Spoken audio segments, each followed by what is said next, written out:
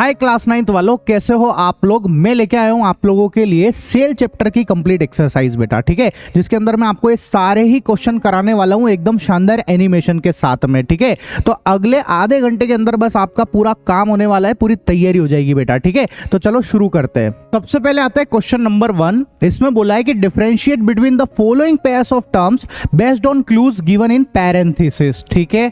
तो आपसे पूछा है कि सेल मेम्ब्रेन और सेल वॉल, इन दोनों के बीच में डिफरेंस निकालना है, लेकिन परमिएबिलिटी के हिसाब से, ठीक है। तो देखो बेटा, ये है एनिमल सेल और ये है प्लांट सेल, है ना। अब जो एनिमल सेल है उसकी बाउंड्री को आप देखोगे तो ये जो व्हाइट व्हाइट कलर की जो बाउंड्री बनी हुई है इसको बोलते हैं सेल मेम्ब्रेन बेटा, ठीक है। अब इसकी खासियत ये है कि ये सेलेक्टिवली परमिएबल होती है। इसका मतलब ये है कि ये कुछ चीज़ों को अपने अंदर से पास होने देती है और कुछ चीज़ों को ये रोक लेती है, जैसे बैक्टीरिया वगैरह, वायरस वगैरह, उसको ये रोक लेगी बेटा, ठीक है। तो ये खासियत है सेल मेम्ब्रेन की, है ना।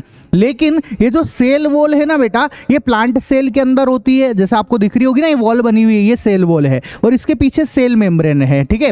इसकी खासियत ये है बेटा कि ये फ्रीली परमिएबल है, मतलब ये पानी और पानी के अंदर जो घुलने वाली चीजें हैं उन सबको अपने अंदर से पास होने देती है बेटा, ठीक है। तो याद रखना, सेल मेम्ब्रेन जो है वो सेलेक्टिवली परमिएबल है, मतलब कुछ चीजों को अंदर से पास होने देगी, कुछ को नहीं होने देगी, और ये सबको अपने अंदर से गुजरने देगी बेटा, ठीक है। अब इसी का सेकंड पार्ट आता है RER और ACR, इन दोनों में डिफरेंस बताना है, ठीक है। तो देखो भैया, RER का फुल फॉर्म है रफ एंडोप्लाज्मिक रेटिकुलम और ACR का फुल फॉर्म है स्मूथ एंडोप्लाज्मिक रेटिकुलम, ठीक है। अब आप ध्यान से देखो, यहां पर मैं आपको RER दिखाता हूं। देखो, ये आपके पास एंडोप्लाज्मिक रेटिकुलम है और इसके ऊपर राइबोसोम है। ये जो रेड रेड कलर के मैंने डॉट बना रखे ना, ये राइबोसोम है। अब सोचो, अगर आप इनको ऐसे ऊपर से छुओगे तो आपको खुरदरा खुरदरा लगेगा ना, ठीक है। जैसे रेत को छूते तो खुरदरा खुरदरा लगता है कि नहीं लगता है, उसी तरीके से यहां पर भैया जब आप इसको छुओगे तो आपको रफ रफ सा लगेगा। तो AC reticulum, AC endoplasmic reticulum जो कि रफ है भैया, वो रफ एंडोप्लाज्मिक रेटिकुलम कहलाती है, ठीक है। अब ऐसे देखो, इधर की तरफ भी एक एंडोप्लाज्मिक रेटिकुलम है, लेकिन उसके ऊपर राइबोसोम नहीं है। देखो, रेड रेड डॉट नहीं है इसके ऊपर, ठीक है। तो ये स्मूथ है, इसलिए इसका नाम पड़ गया स्मूथ एंडोप्लाज्मिक रेटिकुलम बेटा, ठीक है।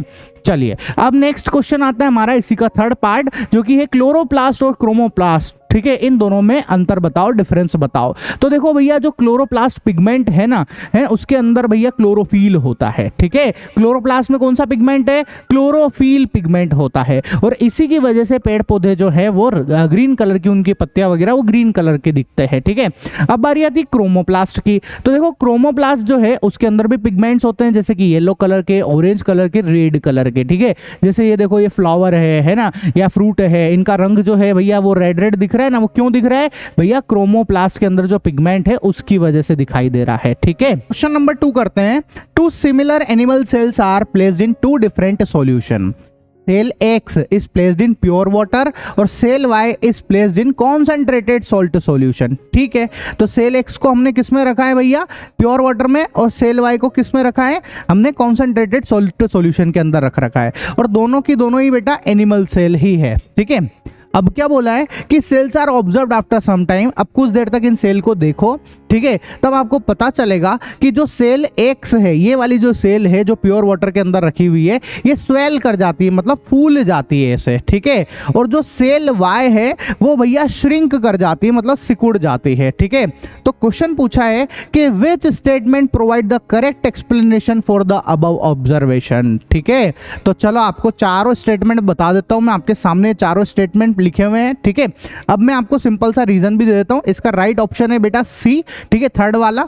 Water moved into cell X and moved out of cell Y through the cell membrane, ठीक है।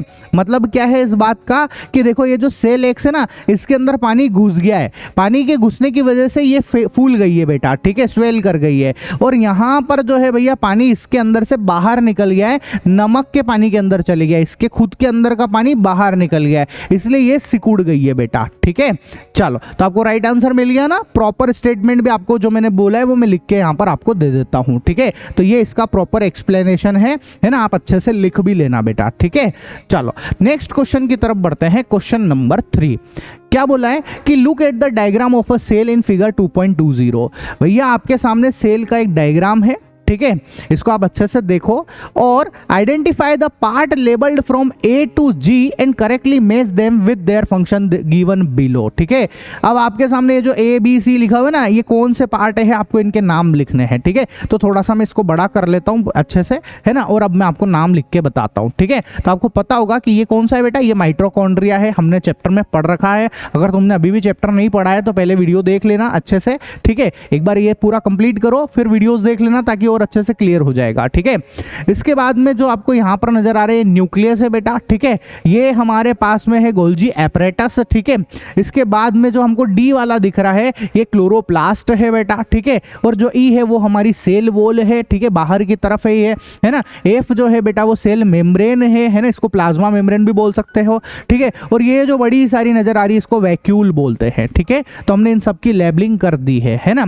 अब मेरे से पूछा है कि इसमें से किसका क्या काम है, तो चलो बताते हैं आपको कि माइटोकॉन्ड्रिया जो है ना, उसका क्या काम है बेटा, ये साइट ऑफ सेल्यूलर रेस्पिरेशन करता है। क्या करता है, ये सेल्यूलर रेस्पिरेशन का काम करता है। ठीक है, और एनर्जी प्रोवाइड करता है। न्यूक्लियस का क्या काम है, control all activities of the cell. ठीक है, सेल की जितनी भी एक्टिविटीज है उसको कंट्रोल करेगा। ठीक है, फिर एक गोल्जी एपरेटस, इसका क्या काम है कि pack and store material receive from ER, endoplasmic reticulum से भैया जो भी यहाँ पर मटेरियल बन के आता है उसको पैक करता है और उसको स्टोर करता है बेटा ये। ठीक है, इसके बाद क्लोरोप्लास्ट का क्या काम है, ये खाने को बनाने के काम में आता है, मैन्युफैक्चरिंग करता है बेटा फूड की। ठीक है, फिर सेल वॉल क्या करती है, सेल वॉल जो है भैया provides structural rigidity to the cell. ठीक है, ये सेल को रिजिडिटी प्रोवाइड करती है, स्ट्रक्चर प्रोवाइड करती है। और जो सबसे लास्ट में एफ वाला है, सॉरी लास्ट वाला नहीं है, एफ है ना, सेल मेम्ब्रेन। सेल मेम्ब्रेन क्या करती है, separate cell content from surrounding. ये जो सेल मेम्ब्रेन है इस सेल के अंदर के जितने भी ऑर्गेनेल्स है, ठीक है, इन ऑर्गेनेल्स को सराउंडिंग मतलब बाहर की चीजों से अलग करती है, बचा के रखती है बेटा। ठीक है, और वैक्यूल क्या काम करती है, ये भैया स्टोरेज ऑर्गेनल है, that also provide rigidity to the cell. ये स्टोरेज ऑर्गेनल्स है और ये भी सेल को रिजिडिटी और स्ट्रक्चर प्रोवाइड करती है बेटा। ठीक है, नेक्स्ट क्वेश्चन है हमारा क्वेश्चन नंबर 4। अब इसमें क्या बोला है कि which of the following option of the pair of the cell organelles are correctly placed under the given categories. ठीक है, तो देखो कौन सा ऑप्शन इनमें सही है, तो पहला पढ़ो आप, ल्यूकोप्लास्ट सेल वॉल लिखा हुआ है, माइटोकॉन्ड्रिया राइबोसोम लिखा हुआ है, सेल। अच्छा आप इसको पहले ऐसे समझ लो कि भैया प्रेजेंट इन प्लांट सेल, कि प्लांट सेल में कौन प्रेजेंट है, तो इसने बताया leucoplast, mitochondria, cell wall, lysosome. ठीक है ना। एनिमल सेल के अंदर एब्सेंट कौन कौन है, तो cell wall, ribosome, Golgi apparatus और एंडोप्लाज्मिक। तो इधर से और इधर से इन दोनों में बिल्कुल करेक्ट बात कौन सी है, ठीक है, तो ऑप्शन 1 बेटा, है ना। क्या बोला है इसने, ऑप्शन 1 बिल्कुल करेक्टली प्लेस्ड है। ठीक है, प्रेजेंट देखो यहां पर मैं बता रहा हूं आपको, है ना, प्लांट सेल के अंदर ल्यूकोप्लास्ट होता है। ल्यूकोप्लास्ट एक तरीके से क्लोरोप्लास्ट ही बेटा, जैसे आप देखो ये प्लांट सेल आपको नजर आ रही है ना, तो इसमें जो क्लोरोप्लास्ट है उसी के अंदर ल्यूकोप्लास्ट है। ठीक है, और यहां पर एनिमल सेल के अंदर सेल वॉल नहीं होती है, बिल्कुल सही बात है, जो एनिमल सेल है उसमें सेल वॉल नहीं होती है, सेल वॉल जो है वो प्लांट सेल के अंदर होती है। तो हमारा फर्स्ट क्वेश्चन जो है वो बिल्कुल करेक्ट है बेटा। ठीक है,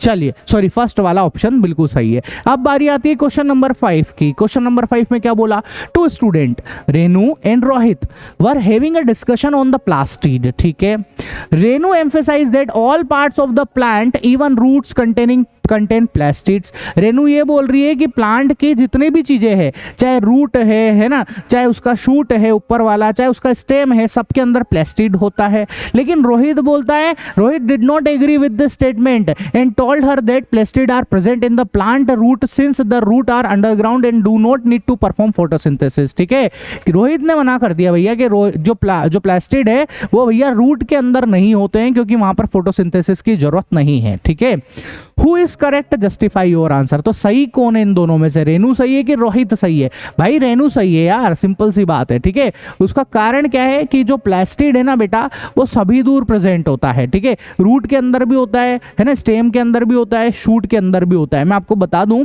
देखो जो सबसे जो ऐसा प्लास्टिड जो जिसकी वजह से पौधों के जो कलर है वो ग्रीन ग्रीन हो रहा है, वो कौन है भैया, क्लोरोप्लास्ट है, रूट के अंदर हो गया। ठीक है, स्टेम में या फल फूल के अंदर कौन हो जाता है, क्रोमोप्लास्ट हो जाता है, जिसकी वजह से कलर आते हैं। और जो ये रूट की मना कर रहे हैं ना, रूट के अंदर होता है ल्यूकोप्लास्ट। ठीक है, इसका खुद का कोई रंग नहीं होता, है ना, ऐसा। तो ये सब चीज़ें इसके अंदर होती है बेटा, ठीक है। तो यहाँ पर जो है रेनू सही बोल रही है और जो रोहित नाम का लड़का है वो गलत बोल रहा है, ठीक है। तो ये आपके सामने जो मैंने समझाया है उसका प्रॉपर आंसर लिखा हुआ भी है, ठीक है। अब बारी है क्वेश्चन नंबर 6 की। क्या बोला कि mitochondria and chloroplast are two different organelles in a plant cell, ठीक है। Discuss how this organelles are structurally and functionally similar to each other and different from each other. मतलब आपको माइटोकॉन्ड्रिया और chloroplast इन दोनों की सिमिलैरिटी भी बतानी है और इनमें डिफरेंस भी बताना है। तो सबसे पहले मैं सिमिलैरिटी बता रहा हूं दोनों में क्या है, ठीक है। तो देखो इन दोनों के अंदर ही भैया ये डबल मेम्ब्रेन बाउंड ऑर्गेनल्स है। मतलब आप देखो यहाँ पर एक मेम्ब्रेन आपको ऐसे बाहर की तरफ नजर आ रही है और एक यहाँ पर अंदर की तरफ नजर आ रही है, ठीक है। तो इन दोनों में जो है डबल मेम्ब्रेन होती है ना। Surrounded by an outer and inner membrane, इसमें भी सेम वही बात है, ये ऊपर वाला एक जैसी बात है। ये आउटर मेम्ब्रेन हो गई और ये अंदर वाली इनर मेम्ब्रेन हो गई है, ठीक है। Have their own DNA and ribosomes, इन दोनों में ही खुद के डीएनए और राइबोसोम्स होते हैं, ठीक है। Can make some of their own proteins, है ना, ये भैया अपने खुद के प्रोटीन्स बना लेते हैं, ठीक है। इन्वॉल्व इन एनर्जी कन्वर्जन, ठीक है, प्रोसेस, भैया ये एनर्जी कन्वर्जन प्रोसेस के अंदर इन्वॉल्व रहते हैं दोनों के दोनों। तो ये तो इनकी सिमिलैरिटीज है, ठीक है। मोस्ट इंपॉर्टेंट क्वेश्चन है, ध्यान रखना इसका, ठीक है। अब डिफरेंस क्या है इन दोनों में, तो देखो भैया सबसे पहले माइटोकॉन्ड्रिया जो है उसको हम सेल का पावर हाउस भी बोलते हैं, ठीक है। याद रखना, द मोस्ट इंपॉर्टेंट क्वेश्चन भी बनेगा एक नंबर पे कि भैया mitochondria power house of the cell कौन है, तो आंसर आएगा माइटोकॉन्ड्रिया, ठीक है। और यहां पर जो है क्लोरोप्लास्ट, ये भैया इसके अंदर फोटोसिंथेसिस होता है प्लांट के अंदर। ये कहां होता है, प्लांट के अंदर होता है और फोटोसिंथेसिस होता है इसमें, ठीक है। Break down glucose and other molecules during cellular respiration to release energy, ये ग्लूकोज को तोड़ता है, ठीक है, और रेस्पिरेशन की प्रोसेस करता है। इस रेस्पिरेशन की प्रोसेस के टाइम पे ग्लूकोज को तोड़ता है और दूसरे मॉलिक्यूल्स को तोड़ता है और भैया एनर्जी को रिलीज करता है, ठीक है। और ये क्या करता है, ये सनलाइट को एब्जॉर्ब करता है बेटा, किसकी मदद से, क्लोरोफिल की मदद से, और फिर खाना बनाता है पेड़ पौधों के लिए, ठीक है, फोटोसिंथेसिस के थ्रू, है ना। नेक्स्ट डिफरेंस क्या है, energy released in is stored as ATP, ठीक है। इसके अंदर जो एनर्जी है वो एटीपी की फॉर्म में आती है, ठीक है। एटीपी क्या है, एनर्जी की एक करेंसी है, फुल फॉर्म है एडिनोसिन ट्राइफॉस्फेट, कभी पूछ ले तो ध्यान रखना, ठीक है। क्लोरोप्लास्ट में देखो, produce sugar and store them in the stroma along with starch granules, ठीक है। ये भैया शुगर बनाता है, उसको स्टोर करता है स्ट्रोमा के अंदर, ठीक है। इसके बाद में नेक्स्ट डिफरेंस क्या है, inner membrane is folded into cristae to increase surface area for energy production. इसकी जो इनर मेम्ब्रेन है वो फोल्डेड है, आप देखो ना यहाँ पर देखो, ऐसे फोल्ड हुई पड़ी हुई ना, ऐसे ऐसे घूमी हुई ना एकदम, ये फोल्डेड है भैया। ये ऐसा क्यों है, ताकि सरफेस एरिया बढ़ जाएगा तो एनर्जी का प्रोडक्शन जो है वो बहुत अच्छे से हो पाएगा, ठीक है। यहाँ पर content disc shape membrane structure with chlorophyll inside the stroma, ठीक है। आप देखो यहाँ पर ऐसे डिस्क बनी हुई है ना, ऐसे गड्डी बनी हुई है, उसके ऊपर क्या है भैया, यहाँ पर इसके ऊपर इसमें क्लोरोफिल होता है, ठीक है। चलिए नेक्स्ट क्या बोला, present in both plant and animals, mitochondria plant cell और एनिमल सेल दोनों के अंदर होता है, लेकिन जो क्लोरोप्लास्ट है वो सिर्फ और सिर्फ प्लांट सेल में होता है, एनिमल सेल में नहीं होता है, ठीक है। चलिए नेक्स्ट क्वेश्चन की तरफ बढ़ते हैं। क्वेश्चन नंबर 7 बोला है, which of the following pair of cell organelles contain DNA, ठीक है। किसमें डीएनए होता है बताओ, क्लोरोप्लास्ट और राइबोसोम के अंदर है डीएनए, ठीक है, या फिर माइटोकॉन्ड्रिया और न्यूक्लियस के अंदर डीएनए है, या फिर गोल्जी बॉडीज या राइबोसोम में है, या फिर न्यूक्लियस और लाइसोसोम में है, ठीक है। तो बताओ राइट ऑप्शन क्या है भैया, माइटोकॉन्ड्रिया और न्यूक्लियस, ये हमारा सही उत्तर है बेटा, ठीक है। क्वेश्चन नंबर 8 है, a researcher carried out an experiment in which she took 2 carats of similar size. She placed 1 carat in plain water and other carat in concentrated salt solution. After 24 hours, she recorded her observation. ठीक है, तो देखो यहाँ पर हमारे पास में ना एक रिसर्चर है, उसने क्या बोला हमको क्वेश्चन में कि भैया उसने 2 कैरेट लिए हैं, है ना, गाजर लिए, एक कैरेट को उसने प्योर वाटर में डाला और एक को उसने कॉन्सेंट्रेटेड सॉल्ट सॉल्यूशन में डाला, ठीक है, और उसने ऐसे डाल के छोड़ दिया और वो 24 घंटे तक बस इनको देख रही है, ऑब्जर्व कर रही है। तो क्या होगा, तो देखो मैं आपको बताता हूँ, है ना, प्योर वाटर के अंदर रखी हुई जो कैरेट है वो फूल जाएगी बेटा। ये फूली क्यों है, स्वेल क्यों हुई है, क्योंकि यहाँ पे जो ना पानी इसके अंदर एंटर कर जाएगा, इस गाजर गाजर के अंदर पानी घुस जाएगा इसलिए फूल जाएगी, लेकिन जो कॉन्सेंट्रेटेड सॉल्ट सॉल्यूशन है उसमें रखी हुई गाजर जो है वो सिकुड़ जाएगी, श्रिंक कर जाएगी। क्यों? क्योंकि इस गाजर के अंदर का पानी जो है वो भैया इस नमक के पानी के अंदर चले जाता है, ठीक है, इसलिए ये सिकुड़ जाती है। तो 24 घंटे में हमने यही देखा, ठीक है। अब हमसे पहला क्वेश्चन ये पूछा गया कि what hypothesis does she want to test through this experiment. तो जो रिसर्चर है वो इस एक्सपेरिमेंट को करके किस चीज के बारे में समझना चाहती है, ठीक है। तो देखो बहुत आसान आंसर है इसका। क्या बोला कि the researcher want to test that water moves in and out of cell through a selectively permeable membrane by osmosis, ठीक है।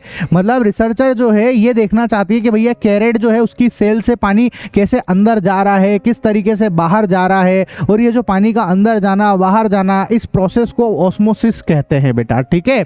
और ये इस बात पे डिपेंड करता है कि आपने इस गाजर को कहाँ रख रखा है, कौन से पानी में रख रखा है, उसका कॉन्सेंट्रेशन क्या है। अगर आपने प्योर वाटर में रख रखा है तो गाजर फूल जाएगी, लेकिन अगर आपने कॉन्सेंट्रेटेड सॉल्ट सॉल्यूशन में रखोगे तो गाजर जो है वो सिकुड़ जाएगी। तो ये उसका एक्सपेरिमेंट है बेटा, ठीक है।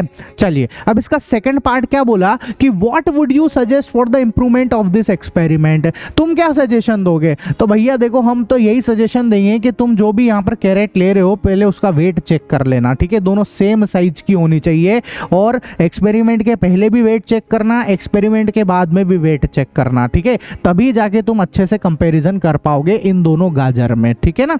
चलिए अब इसके बाद आता है थर्ड नंबर का क्वेश्चन। क्या बोला? Why does the carrot in plain water stay stiff and crunchy but the carrot in concentrated salt solution become rubbery and limp. ऐसा क्यों है भैया कि प्योर वाटर के अंदर की जो कैरेट है गाजर वो बढ़िया क्रंची है, ठीक है। ऐसा क्यों है? क्योंकि उसके अंदर पानी गया है बेटा, इसलिए वो बढ़िया सी क्रंची हो जाती है, ठीक है, स्टिफ रहती है। लेकिन जो कॉन्सेंट्रेटेड सॉल्ट सॉल्यूशन के अंदर जो गाजर है, इस गाजर में से पानी बाहर निकल जाएगा तो ये सिकुड़ जाएगी बेटा, रबरी हो जाएगी, लिम्प हो जाएगी, खाने में मजा नहीं आएगा, ठीक है। तो यही आंसर है इसका जो मैंने आपको बोला है, ठीक है। ये पूरा मैंने आपको यहाँ पे लिख के भी दे दिया है ना। चलिए अब बारी आती है क्वेश्चन नंबर 9 की। क्या बोला है? इंडिकेट द प्रेजेंस और absence of the following structure in bacterial and animal cell, ठीक है। तो ये रही बैक्टीरियल सेल और इधर जो है हमारे पास ये है एनिमल सेल, बीच में प्लांट सेल है, वो फोटो पूरा एक साथ था तो मैंने लगा दिया है, ठीक है। बाकी हमको बैक्टीरियल सेल और एनिमल सेल के इसके अंदर ही एब्सेंट प्रेजेंट लिखनी है, ठीक है। तो बताओ क्रोमोसोम जो है वो बैक्टीरियल सेल जो है उसके अंदर प्रेजेंट होता है कि नहीं होता है? तो भैया होता है, ठीक है। क्रोमोसोम अवेलेबल है यहाँ पर, है ना।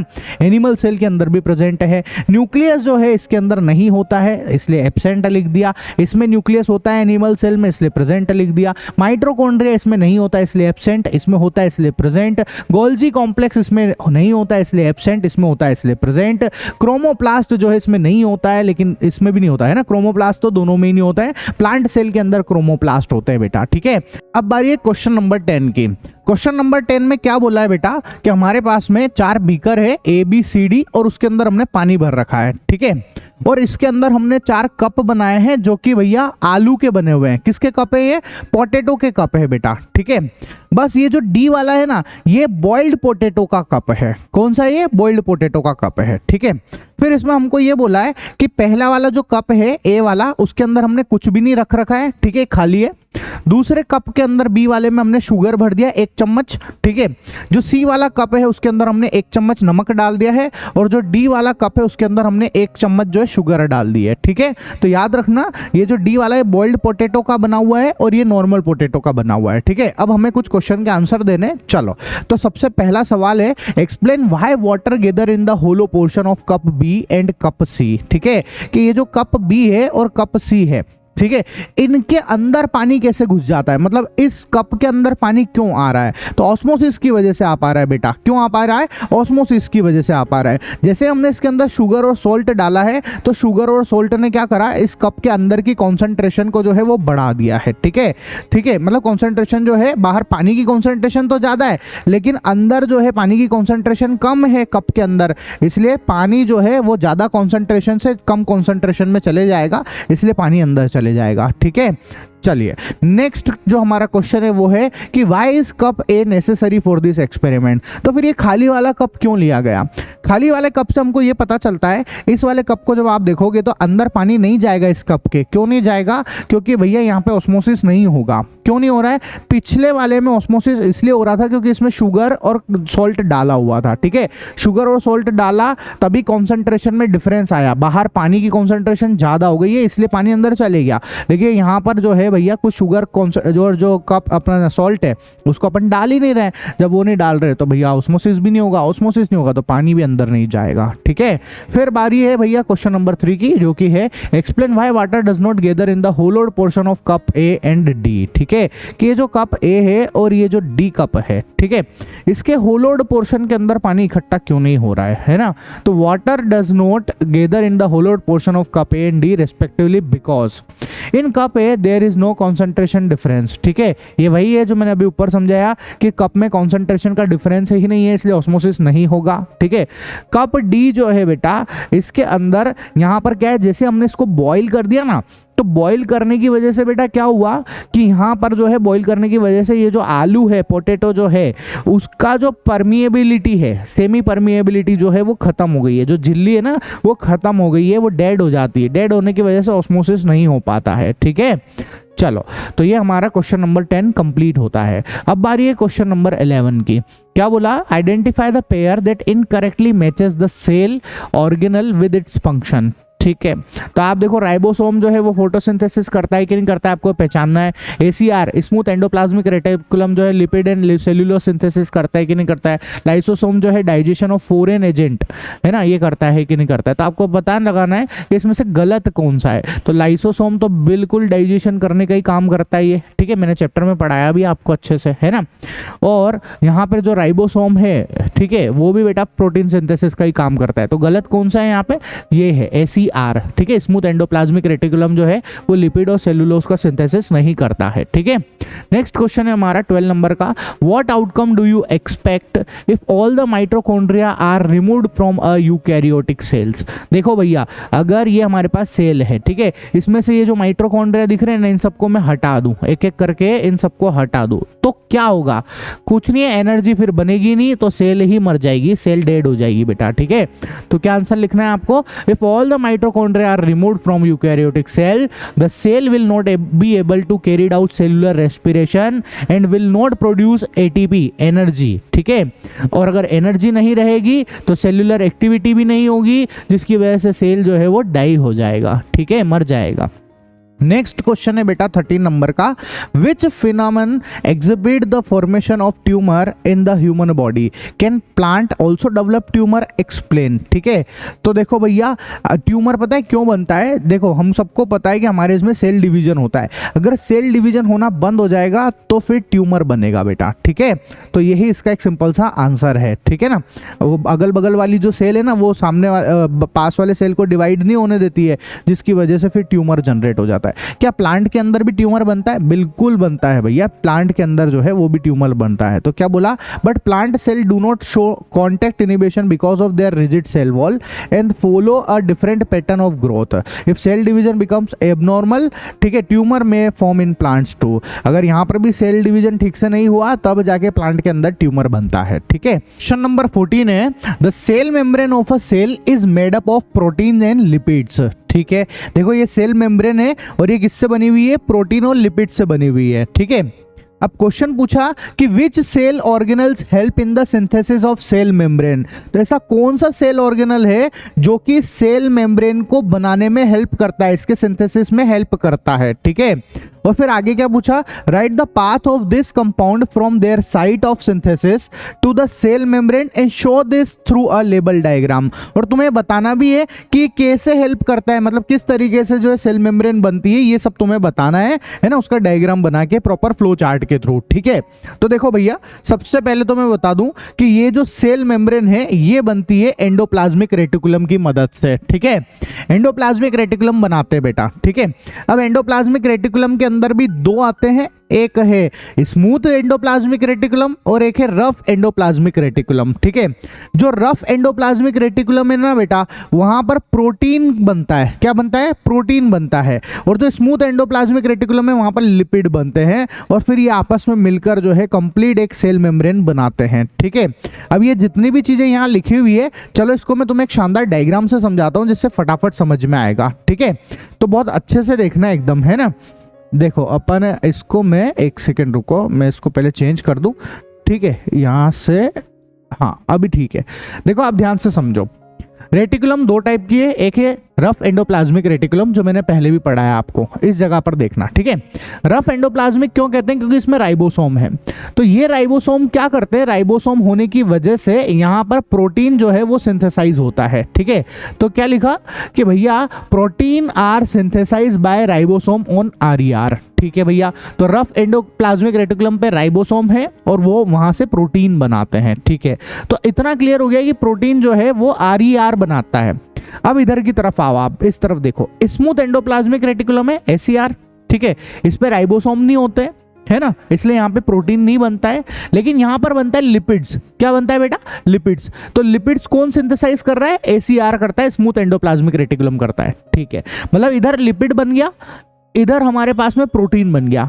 अब यहां से प्रोटीन और इधर से लिपिड जो है वो दोनों गोल्जी एपरेटस के पास में जाता है। ठीक है, गोल्जी एपरेटस के पास में आ गए भैया। अब गोल्जी एपरेटस क्या करेगा? Protein and lipids are modified package in sent in vesicles by Golgi apparatus. Golgi apparatus क्या करता है? प्रोटीन और लिपिड्स को मॉडिफाई करता है, उनको पैकेज करता है और उनको जो है वेसिकल्स को सेंड करता है। ठीक है, किसको सेंड करता है बेटा? वेसिकल्स। वेसिकल्स ये रहे, ये सिक्रेटरी वेसिकल्स है, दिख रहे ना आपको? ये जैसे समझो कि गोदाम में माल भर दिया और माल के बाद उसको ट्रक के थ्रू एक जगह से दूसरी जगह ले जाते हैं ना, बस वैसे ये वेसिकल्स का काम है। ये भैया इन प्रोटीन्स और जो लिपिड्स है इनको पैकेज तो इसने कर दिया और बस उनको ले जाने का काम कौन कर रहा है? ये वेसिकल्स करता है। और ये कहाँ लेके जा रहे हैं? ये भैया हमारे सेल मेम्ब्रेन के ऊपर लेके जा रहे हैं। ठीक है, सेल मेम्ब्रेन के पास में लेके जाते हैं ये। ठीक है, अब ये वेसिकल्स क्या करते हैं? सेल मेम्ब्रेन के अंदर इन प्रोटीन और लिपिड को फ्यूज कर देते हैं, मतलब अंदर भर देते हैं, मतलब यहाँ पर रिपेयरिंग होती है। ठीक है, अगर कोई पहले से कोई सेल जो है मेम्ब्रेन उसकी टूट फूट गई है तो उसकी रिपेयरिंग होती है। इस तरीके से सेल मेम्ब्रेन बनती है। ठीक है, और इस प्रोसेस को मेम्ब्रेन बायोजेनेसिस भी बोलते हैं, ये भी ध्यान रखना। ठीक है, अब आपसे एक फ्लो चार्ट भी पूछा है तो मैं वो भी बता देता हूँ। ये सामने बना हुआ है यहाँ पे फ्लो चार्ट। देखो क्या हुआ, प्रोटीन कैसे बना है, जितनी बातें मैंने बोली ना उसको फ्लो चार्ट में समझना। प्रोटीन कैसे बना? सबसे पहले राइबोसोम है ना, राइबोसोम जो है वो RER के ऊपर होते हैं। ठीक है, वहां से प्रोटीन बन गया भैया। ठीक है, फिर गोल्जी एपरेटस में गया, गोल्जी एपरेटस ने सेक्रेटरी वेसिकल्स को भेजा और वहां से सेल मेम्ब्रेन में गया।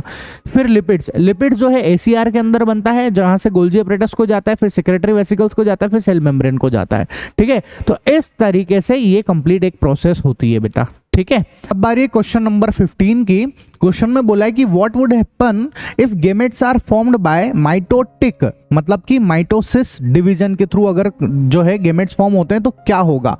तो ये क्वेश्चन बहुत ज्यादा इंपॉर्टेंट है बेटा एग्जाम के पॉइंट ऑफ व्यू से। ठीक है, तो देखो क्या है ना, मैं आपको सिंपल तरीके से समझा देता हूँ। यहाँ पर जितनी भी चीज़ें लिखी हुई है उसको मैं एक डायग्राम से समझाऊंगा जिससे आपको ये सारी बातें बहुत आसानी से याद हो जाएगी। ठीक है, तो देखो सबसे पहले तो ये याद रखना कि हमारा जो जन्म है ना बेटा वो मियोसिस की प्रोसेस के थ्रू हुआ है। किसके थ्रू हुआ है? मियोसिस के थ्रू। हम कभी भी माइटोसिस के थ्रू नहीं आते।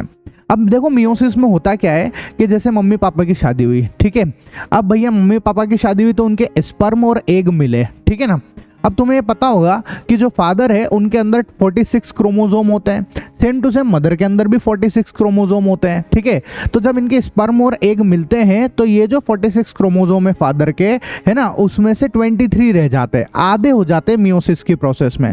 सेम टू सेम मदर के होते तो 46 है, लेकिन एग के अंदर आधे हो जाते हैं बेटा, 23 क्रोमोसोम रह जाते हैं। ठीक है, अब यहाँ पर एग और स्पर्म आपस में मिले तो फर्टिलाइजेशन हो गया।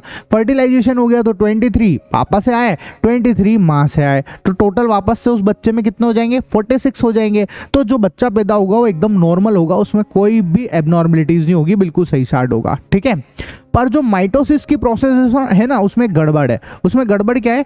फादर के 46 क्रोमोसोम है, मदर के भी 46 क्रोमोसोम है, लेकिन माइटोसिस में पता है क्या होता है, जब गेमेट फॉर्म होते हैं तो यहाँ पर जो है होना तो 23 चाहिए, मतलब आधे होने चाहिए, पर वो आधे नहीं होते, पूरे के पूरे ही आ जाते हैं। ऐसे के ऐसे ही मम्मी के इसमें से भी पूरे के पूरे आ जाते हैं 46, ठीक है। तो जब इनके दोनों का फर्टिलाइजेशन होता है तो पता है जो बच्चा है ना उसके अंदर 92 क्रोमोसोम आ जाते हैं। होने कितने चाहिए जबकि 46 होना चाहिए, लेकिन उसमें कितने आ जाते हैं 92 क्रोमोसोम आ जाते हैं। और बस यही सबसे बड़ी चीज है, इसी की वजह से जो है उस बच्चे में एबनॉर्मलिटीज आ जाती है, जेनेटिक वो एबनॉर्मल दिखने लग जाता है बेटा, ठीक है। तो ये क्वेश्चन बहुत ज्यादा इंपॉर्टेंट है, अच्छे से इसको समझ लेना, ठीक। बारी है क्वेश्चन नंबर 16 की, ये हमारा लास्ट क्वेश्चन है, ठीक है। क्या बोला है इसमें कि एक दीपा नाम की फार्मर है, ठीक है। मैं ये पूरा तो मैं पढ़ नहीं रहा, मैं आपको शॉर्टकट में बताता हूँ सारी चीजें, ठीक है। दीपा नाम की एक फार्मर है, उसने भैया लेमन और आंवला की खेती करी, ठीक है।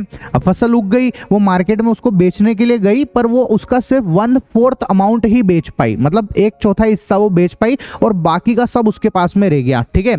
अब उसको टेंशन हो गई इसको कि यार सब बच जाएगा तो वेस्ट हो जाएगा सारा का सारा। तो इसने क्या दिमाग लगाया, इसने जो है इन आंवला और लेमन से अचार बनाया, ठीक है, मुरब्बा बनाया, शरबत बनाया, जूस बना दिए, इन सब चीजों को जो है इन्होंने बनाया और मार्केट में सेल कर दिया और अच्छे खासे पैसे कमा लिए, ठीक है। और इनको बनाने के लिए अब इनकी शेल्फ लाइफ भी तो बढ़ानी है, तो उसने क्या करा, इन अचार मुरब्बा और इनके अंदर जो है नमक मिला दिया, ठीक है। उसने शुगर मिला दी, जैगरी मिला दी, जिससे उसकी शेल्फ लाइफ जो है वो भी बढ़ गई है। तो ये हमारा पैसेज है बेटा, ठीक है। अब इसके हिसाब से हमको कुछ आंसर देने हैं। तो पहला क्वेश्चन है, which scientific concept has the farmer applied in the preservation of the farm produce. तो ठीक है भैया, फार्मर ने जो है ऑस्मोसिस का कॉन्सेप्ट यूज किया है फूड प्रिजर्वेशन के लिए। कौन सा कॉन्सेप्ट है बेटा, ऑस्मोसिस का कॉन्सेप्ट है, ठीक है। सेकंड क्वेश्चन है, how does the addition of high concentration of salt and sugar create an environment that prevents the growth of spoilage causing bacteria and fungi, ठीक है। तो देखो भैया, ये जितने भी बैक्टीरिया और फंगाई है ना, ये जब बढ़ते हैं किसी भी खाने में बढ़ते हैं, लेकिन अगर उसके अंदर हम शुगर और सॉल्ट मिला देते हैं तो फिर क्या होता है कि वो शुगर और सॉल्ट की वजह से इन बैक्टीरिया के अंदर का पानी, मैं क्या बोल रहा हूँ, इन बैक्टीरिया के अंदर का पानी, ऐसे समझ लो इनके पेट के अंदर जो पानी है वो बाहर निकल जाता है, जिससे बैक्टीरिया सूख के मर जाते हैं और फिर इनकी ग्रोथ नहीं होती है, जिससे खाने पीने की चीजें जो है वो खराब नहीं होती है, ठीक है। इसके बाद आता है थर्ड, वो है suggest a healthy recipe of this kind of food preservation, ठीक है। मुरब्बा है, अचार है ना, जूस बना लो, ये सब आप कर सकते हो, ठीक है। फिर आता है next, what are the scientific value address in this case. कौन कौन से साइंटिफिक वैल्यू इसके अंदर आई है, तो सबसे पहले तो साइंटिफिक एप्लीकेशन ऑफ नॉलेज, जो उसने सीखा था उसको भैया उसने साइंटिफिक एप्लीकेशन की तरह यूज भी किया, ठीक है। उसने रिसोर्स कंजर्वेशन भी किया, उसने जो है फूड को वेस्ट होने से भी बचाया, उसने सस्टेनेबिलिटी की, उसने प्रॉब्लम सॉल्विंग करी, नहीं तो उसकी तो चीजें खराब ही हो जाती पूरी, उसने पैसे कमाए और फूड सिक्योरिटी भी किया, ठीक है। तो ये सारी चीजें उसने की बेटा। हाय क्लास 9th वालों, कैसे हो आप लोग। मेरा नाम है पीयूष, मेरे चैनल का नाम है आई कोचिंग, ठीक है। फाइनली अपनी एक्सरसाइज खत्म हो गई है बेटा, ठीक है। मैंने आप लोगों के लिए सारे चैप्टर बना दिए हैं, इस वाले चैप्टर का भी वन शॉट मैंने रेडी कर दिया है बेहतरीन एनिमेशन के साथ में, ठीक है। न्यू सिलेबस के हिसाब से साइंस पढ़ा रहा हूँ आपको और बहुत जल्दी मैथ्स भी पढ़ाऊंगा, ठीक है। तो चैनल को सब्सक्राइब नहीं किया तो कर लेना, सपोर्ट कर लेना, और कुछ आपको जानना हो आप मेरे को कॉमेंट में लिख देना, मैं बता दूंगा, उसके हिसाब से और चीजें बना दूंगा, ठीक है। मेरे से जुड़ने के लिए, फ्री नोट्स के लिए मेरा टेलीग्राम चैनल है जिसकी लिंक मैंने डिस्क्रिप्शन में दे रखी है, वहां से आप जुड़ सकते हो, ठीक है। बातें कर सकते हो, भैया बताओ मेरे को क्या क्या आपको और कैसे पढ़ना है, क्या क्या चीजें आपको चाहिए, ठीक है। और मेरी एप्लीकेशन जो है आई कोचिंग, उसको भी डाउनलोड कर सकते हो आप लोग, ठीक है। चलो तो मिलते हैं नेक्स्ट वीडियो में नए चैप्टर के साथ में, तब तक के लिए बाय बाय।